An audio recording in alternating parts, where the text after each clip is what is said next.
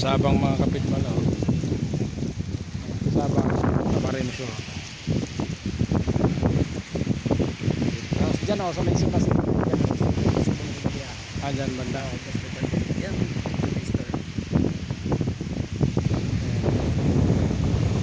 Tayo mabasahan sa patas mo dyan. Ay, hindi natin makita yung mayong bulgin ng mga kapitbalaw. Ganitong oras natatakpan ng ulap. Ayun, magsasarog. Maaga daw ng mga alas 5, alas 6 nagpapakita na yun. Ano pa kayo makyat yung tataas na yun? Yan ano, sarog na yan. Oo, yun yun. Ito kayo makyat Yan kanina. yung bunganga ng sarog na yan. Pag yung yan ng mga garangan, kitang-kita yan dyan. Kitang kita. Tubig yan eh. Yung naman yan. Yung tubig laman yan. Yung nakita mo yung puti na yun. Tubig po yan. Tubig yan. Tubig yan. Ang puti na yan. Yung kitang-kita yan. Ang lamig na yung tubig na yan dyan. Pag dumali na sa creek.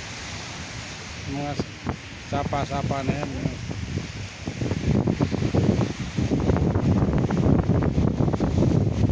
Naunlad to pagdating ng panahon. Marami na magtitindahan dito sa palibot.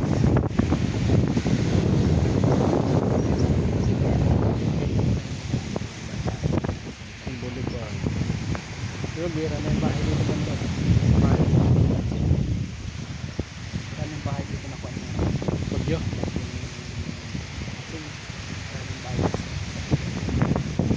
Kasi pag tumama yung alon dito sa buhangin, tatangayin na yung ukayin na yung Pag ano, malakas ang dagat. matawid. Question. Ilang taon, ilang buwan, ilang araw na umapa. Madali lang umapa. Dali lang. Hanggang ano. High tide lang siguro, no? Alas 7. Eh marami, kaya nagkaganyan kasi marami ng dagat na tinatabunan. Kaya tumataas ang tubig. Siyempre lumilid na yung dagat. Tawid na yung dagat.